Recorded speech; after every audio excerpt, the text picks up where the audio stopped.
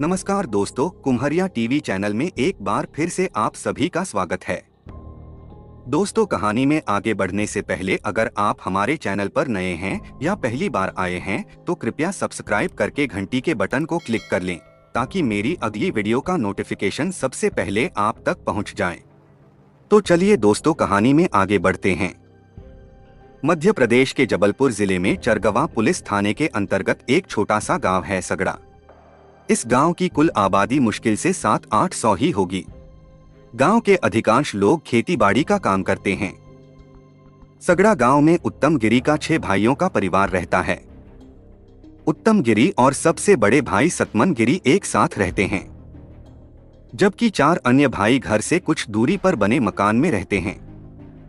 मूलतः किसानी करने वाले इस परिवार के पास लगभग 40 एकड़ खेती की जमीन है। 8 अप्रैल 2019 की बात है। उत्तम गिरी की पत्नी ममता परिवार के लिए खाना बना रही थी। ममता का 10 साल का बेटा बादल खेलने की बात कहकर घर से बाहर चला गया था, जबकि 5 साल की बेटी मानवी घर पर ही खेल रही थी। ममता खाना बनाकर रसोई के सारे काम निपटा चुकी थी। तब तक दोपहर के 12 बज गए थे, लेकिन उसका बेटा बादल खेलकर नहीं लौटा था। वह बुदबुदाई खेल में इतना डूब जाता है कि खाने पीने का भी ख्याल नहीं रहता। उसी समय ममता का पति उत्तम गिरी भी खेत से घर आ गया। जब उसे पता चला कि बादल बाहर खेलने गया है तो उसने उसे बुलाने के लिए बेटी मानसी को भेजा ताकि वह भी सबके साथ खाना खा ले। कुछ देर बाद मानसी अकेली ही लौट आई। उसने बताया कि बादल बाहर नहीं है। यह सुनकर उत्तम गिरी खुद बेटे को खोजने के लिए निकल गया। आस पड़ोस में रहने वाले लोगों ने उत्तम को बताया कि बादल खेलने आया तो था। सुबह 10:30 बजे के आसपास वह मोहल्ले में ही साहबलाल के घर के सामने खेल रहा था। चूंकि साहबलाल का बेटा भी बादल के साथ स्कूल में पढ़ता था, इसलिए दोनों प्रायः रोज ही साथ खेलते रहते थे। उन्होंने साहबलाल के घर जाकर बेटे के बारे में पूछा तो उसके बेटे ने बताया कि आज वह खेलने के लिए घर से निकला ही नहीं है। इसके बाद बादल की मम्मी पापा के अलावा उसके बड़े पापा सतमन गिरी की चिंता बढ़ गई। जैसे ही गांव वालों को उत्तम के 10 वर्षीय बेटे बादल के गुम होने की जानकारी मिली तो उत्तम के घर लोगों की भीड़ जुटने लगी। जब शाम तक बादल का पता नहीं चला तो उत्तम गिरी के बड़े भाई सतमन गिरी ने शाम को चरगवा थाने पहुंचकर बादल के अपहरण की रिपोर्ट दर्ज करा दी। चूंकि फरवरी माह में मध्य प्रदेश के चित्रकूट में 2 बच्चों के अपहरण के बाद हत्या करने की घटना हो चुकी थी, इसलिए थाना प्रभारी ने इस मामले को गंभीरता लिया। उन्होंने इसकी सूचना पुलिस कप्तान निमिष अग्रवाल को भी दे दी। उन्होंने थाना प्रभारी को इस मामले में त्वरित कार्रवाई करने के निर्देश दिए। एसएसपी के निर्देश पर एसपी रायसिंह नरवरिया थाना चरगवा प्रभारी नितिन कमल के साथ सगड़ा गांव पहुंच गए। पुलिस ने बादल के माता पिता को भरोसा दिया कि पुलिस बहुत जल्द बादल का पता लगा लेगी। लेकिन अगले दिन सोशल मीडिया और स्थानीय अखबारों में घटना की खबर प्रकाशित होते ही पुलिस की नींद उड़ गई। एसपी के निर्देश पर पुलिस टीम ने 2 दिन और 2 रात गांव सगड़ा में कैंप कर गांव में घर घर जाकर करीब 100 से अधिक महिलाओं, पुरुषों व बादल के हमउम्र बच्चों से सघन पूछताछ की, लेकिन बादल का कहीं कोई सुराग नहीं मिला। घटना को लेकर गांव में तरह तरह की चर्चाएं होने लगी। कोई कहता कि बादल का अपहरण हो गया है तो कोई नवरात्रि में किसी तांत्रिक क्रिया के लिए देवी मां को बलि चढ़ाने की बात कहता। पुलिस किसी से जाति दुश्मनी और अन्य पहलुओं पर भी छानबीन कर रही थी। उसे यह भी शक था कि कहीं किसी ने बादल के साथ कुकर्म कर हत्या न कर दी हो। 10 अप्रैल की रात गांव में पुलिस बल की मौजूदगी में बादल के परिजनों और गांव के प्रमुख लोगों ने रात 2 बजे तक बादल की खोजबीन की, लेकिन उसका कोई अता पता नहीं लग सका। बादल के गायब होने की गुत्थी पुलिस के लिए चुनौती बनी हुई थी।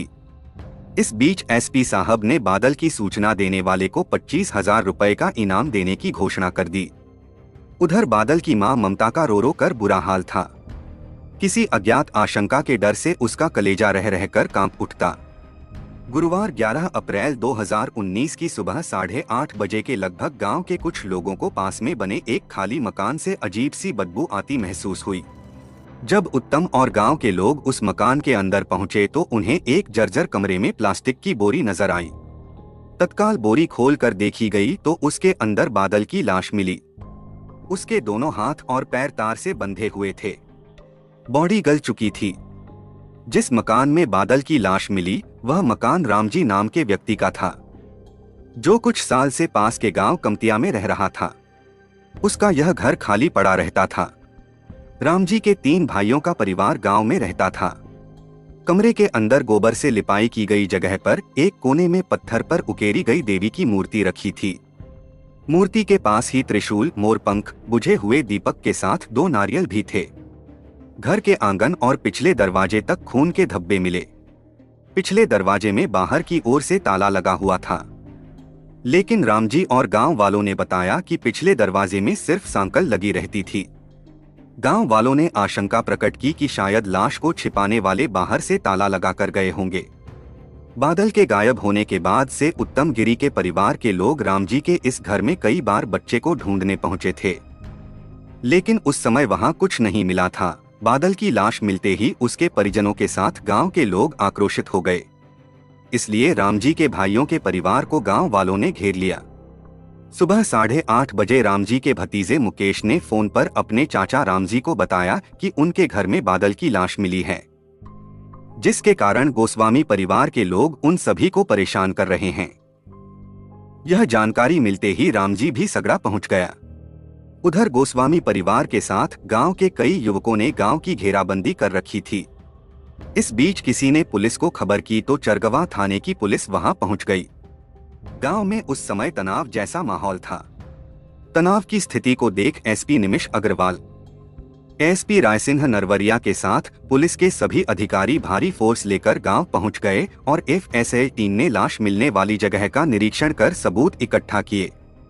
एसपी ने मौके पर मौजूद थाना प्रभारी नितिन कमल, थाना प्रभारी नीरज वर्मा और थाना प्रभारी घनश्याम सिंह मरसकोले एवं FSL cyber cell, crime branch के साथ जवानों की टीमें बनाई और गांव के एक घर की तलाशी लेने के निर्देश दिए।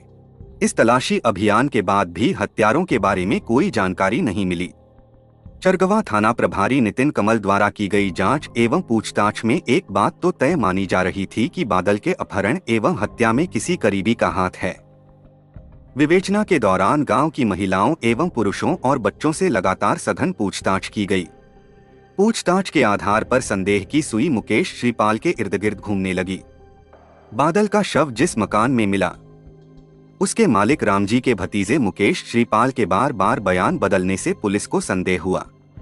पुलिस ने जब मुकेश के बारे में जानकारी जुटाई तो पता चला कि मुकेश अपने पुराने साथी गुड्डू उर्फ मनोहर लाल तिवारी और अनिल उर्फ अन्नू गोस्वामी के साथ रहता है। अनिल उर्फ अन्नू गोस्वामी मृतक बादल का ताऊ यानी उसके पिता का बड़ा भाई था। तीनों जुआ खेलने के आदी थे और उन पर लाखों रुपयों का कर्ज था। मुकेश के साथ रहने वाला गुड्डू तिवारी भेड़ाघाट में हुई एक हत्या का आरोपी भी है। पुलिस टीम ने जब मुकेश से पूछताछ की तो वह इस मामले में खुद पाक साफ बताता रहा, लेकिन पुलिस की सख्ती पर वह टूट गया। मुकेश ने पुलिस को जो कहानी बताई वह दिल दहला देने वाली थी। पता चला कि मासूम बादल के अपहरण और हत्या की साजिश में बादल का सगा ताऊ अनिल गोस्वामी उर्फ अन्नू और उसका दोस्त मनोहर तिवारी शामिल थे, जो एक सट्टे की गलत आदत के चलते लाखों रुपए के कर्ज में डूबे इन दरिंदों ने पैसे के लिए मासूम बादल का कत्ल किया था। मुकेश की निशानदेही पर पुलिस ने अनिल और गुड्डू तिवारी को भी हिरासत में लेकर उनसे सघन पूछताछ की। पुलिस पूछताछ में जो कहानी सामने आई उसके अनुसार गांव सगड़ा निवासी मुकेश श्रीपाल, गुड्डू उर्फ मनोहर लाल तिवारी और अनिल गिरी को जुआ खेलने और शराब पीने की लत थी।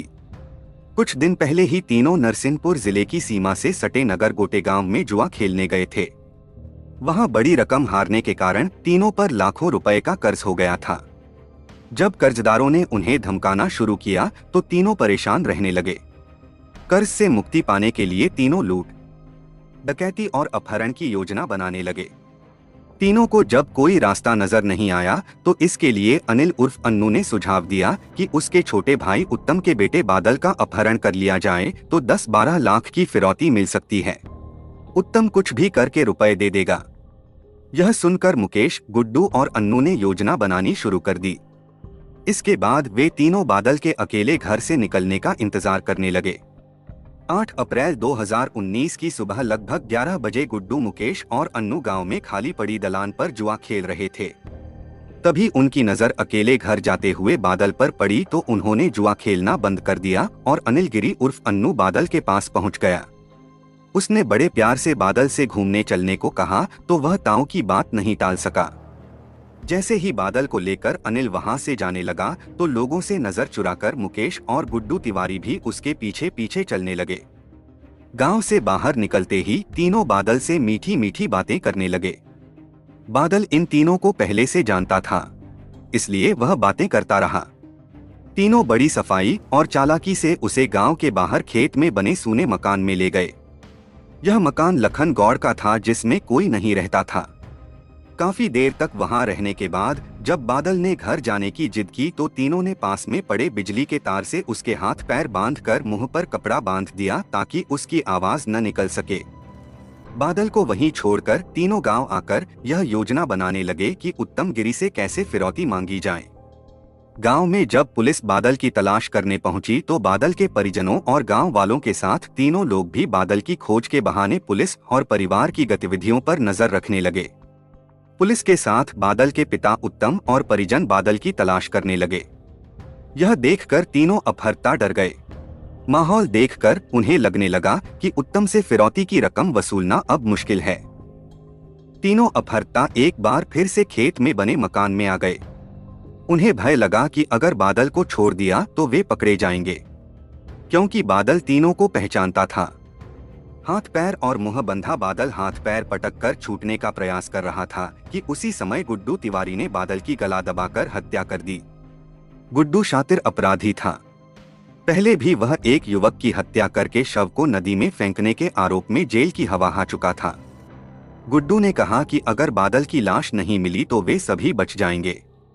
इसके बाद तीनों आरोपियों ने बादल के शव को बोरी में भरकर नर्मदा नदी में फेंकने की योजना बनाई। 8 और 9 अप्रैल को पुलिस और गांव वालों ने बादल को सभी जगह तलाशा, जिसके कारण तीनों को लाश ठिकाने लगाने का मौका नहीं मिला। 10 अप्रैल की रात वे तीनों लखन गौड़ के सूने मकान में पहुंचे और बादल के शव को बोरी में भरकर बाइक से नदी में फेंकने के लिए ले जाने लगे। तीनों गांव के बाहरी रास्ते से जा रहे थे। तभी खेत की ओर से किसी ने बाइक पर तीनों को जाते देखकर टॉर्च जलाई, जिसे देखकर तीनों डर गए और शव को लेकर गांव के अंदर सुनसान जगह में घुस गए। इसके बाद शव वाली बोरी को एक मकान में रखकर बैठ गए। इस दौरान कुछ खून बोरी से इधर उधर टपक गया। तीनों ने कुछ लोगों को आते देखा तो जल्दबाजी में शव की बोरी को मुकेश श्रीपाल के घर के पास उसके चाचा रामजी के खंडहरनुमा मकान में छिपा दिया। इसके बाद तीनों वहां से भागकर अपने अपने घर आ गए। गांव के चप्पे चप्पे पर पुलिस बल की मौजूदगी और सर्चिंग के कारण मुकेश लाश की बोरी को ठिकाने नहीं लगा पाया और 11 अप्रैल की सुबह 8:30 बजे रामजी के मकान से बदबू आने के कारण गोस्वामी परिवार को प्लास्टिक की बोरी में बादल का शव मिल गया। जब पुलिस ने गांव में उत्तम गोस्वामी, सतमन गोस्वामी और उसके अन्य भाइयों को अनिल उर्फ अन्नू गोस्वामी के बारे में बताया तो उन्हें यकीन ही नहीं हुआ कि उनका भाई बादल का अपहरण और कत्ल कर सकता है। इसके बाद पुलिस ने सभी भाइयों से एक कमरे में अनिल से बातचीत करने के लिए कहा तो बातचीत में अनिल ने हत्या करना स्वीकार कर लिया, जिसे सुनकर उत्तम और अन्य भाई सहम गए। उत्तम और उसके अन्य भाइयों को यह तो मालूम था कि अनिल कर्ज में डूबा है, जिसे चुकाने के लिए वे सभी उसे रुपए भी दे चुके थे। साथ ही दूसरी फसल पर रुपए देने का वादा किया था, लेकिन उन्हें यह नहीं पता था कि कर्ज चुकाने के लिए वह उनके कलेजे के टुकड़े का ही कत्ल कर देगा। अनिल के जुर्म कबूलने के बाद गोस्वामी परिवार के लोग मायूस होकर कमरे से बाहर निकल आए और पुलिस से उसे गिरफ्तार कर सख्त कार्रवाई करने को कहा। जबलपुर जिले के एसपी निमिष अग्रवाल ने 18 अप्रैल 2019 को प्रेस कॉन्फ्रेंस में बताया कि चरगवा थाना अंतर्गत 10 वर्षीय बादल की हुई नृशंस हत्या के हत्यारे मोहनलाल उर्फ गुड्डू तिवारी, मुकेश श्रीपाल, अनिल उर्फ अन्नू गोस्वामी को गिरफ्तार कर उनकी निशानदेही पर उनके पहने हुए कपड़े, मोटरसाइकिल और घटनास्थल से मिले तार के टुकड़ों को जब्त कर लिया। पुलिस ने तीनों आरोपियों को गिरफ्तार कर न्यायालय में पेश किया, जहां से उन्हें जेल भेज दिया गया। दोस्तों, अक्सर ऐसी घटनाएं हमारे समाज में सुनने को मिलती है। ऐसे आपराधिक मानसिकता वाले लोगों से हमेशा सावधान रहें, सुरक्षित रहें और अपनों का ख्याल रखें। आज की इस सच्ची कहानी के बारे में आपकी क्या राय है, कमेंट बॉक्स में जरूर दें। कहानी में आखिरी तक बने रहने के लिए आप सभी दर्शक बंधुओं को बहुत बहुत धन्यवाद।